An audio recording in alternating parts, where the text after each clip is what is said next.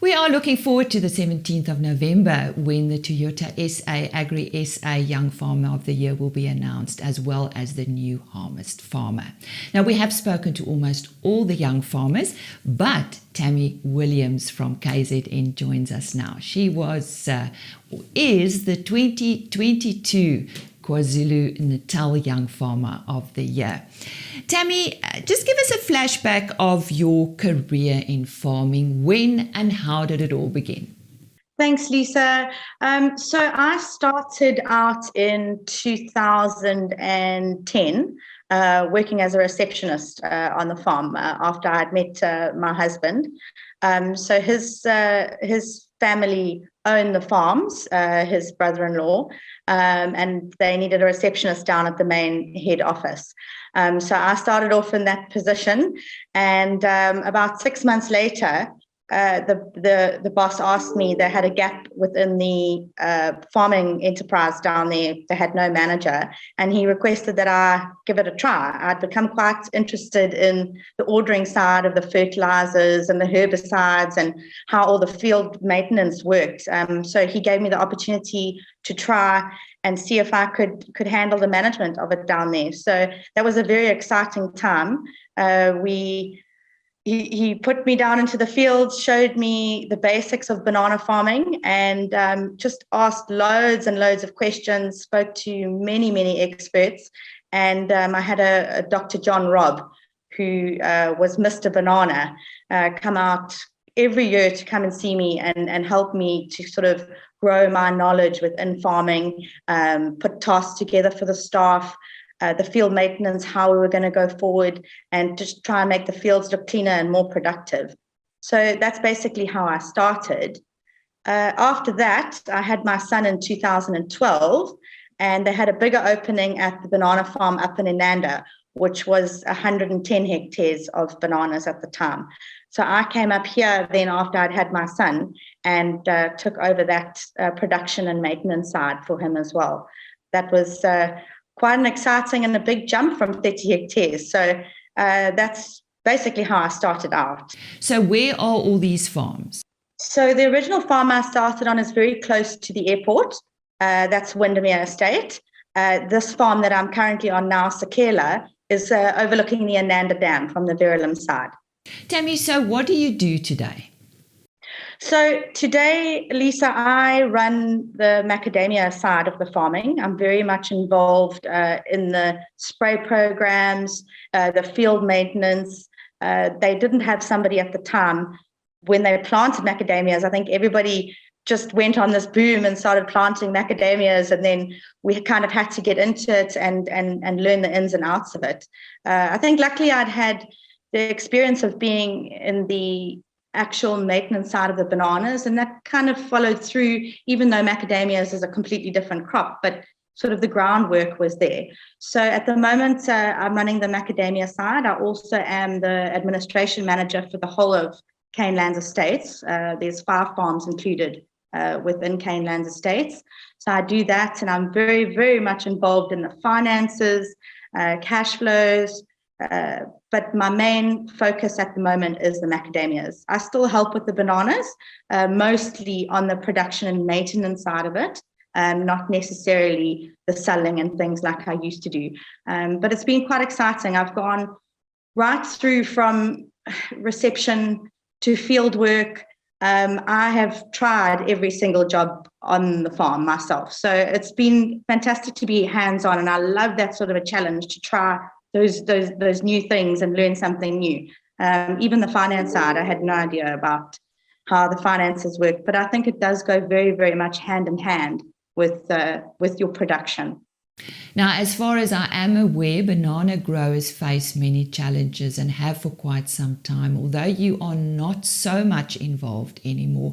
How do you as farmers face these challenges? And perhaps you can give us an update on the industry? So, Lisa, we've had a very hard winter with the bananas in terms of the pricing that's been involved.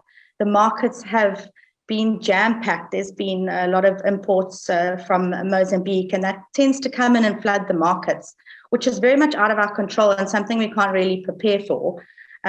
We've also had a 30% price increase in the box, which is a huge increase. When you're looking at sending one load as 400 boxes of bananas. So that's been some challenges, but we've had to kind of look at it and go, well, how can we save on things? Where can we save? We've actually at the moment tried to go more into using crates because those are now reusable. So you're not losing that complete banana box. It's something that you can reuse again, and then obviously you're saving it in that way. I think every day there's a different challenge, regardless of whether it's bananas or macadamias, and you just have to look at it and try and see the best that you can do to get over those hurdles. On the other hand, macadamia growers and the industry grows every day.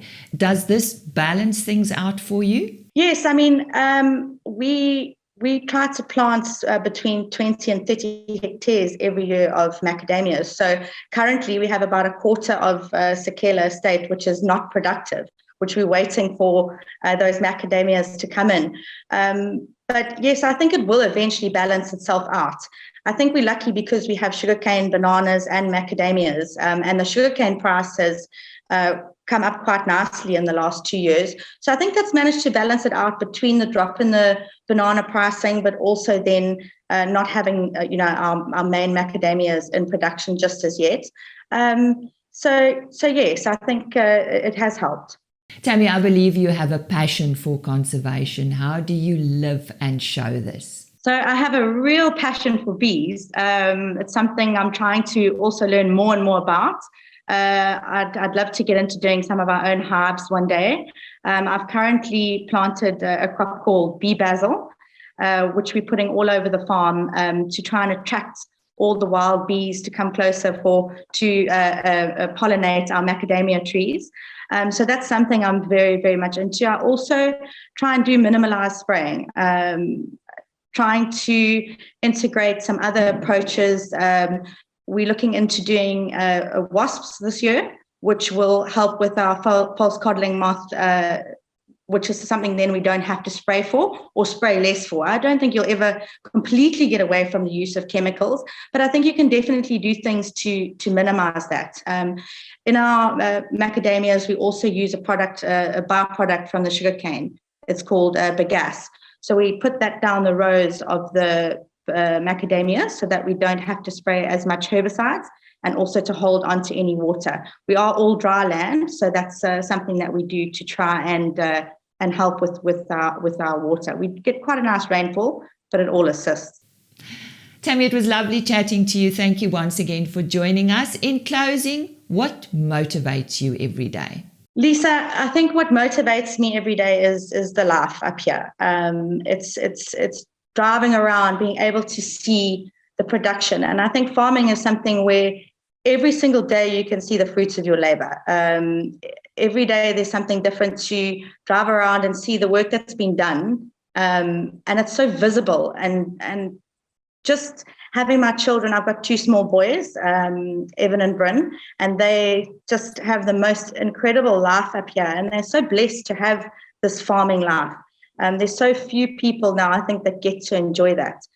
So it's definitely seeing things on a visual level, but also having my family be able to live this most exceptional life of independence. I've never known children at 7 years old to have just the most incredible independence, to be able to run around the farm and go fishing. And it really is what really drives me. And that was Tammy Williams. She is the 2022 Kwanalu Young Farmer of the Year. Look out for more news on the national winner after the 17th of November.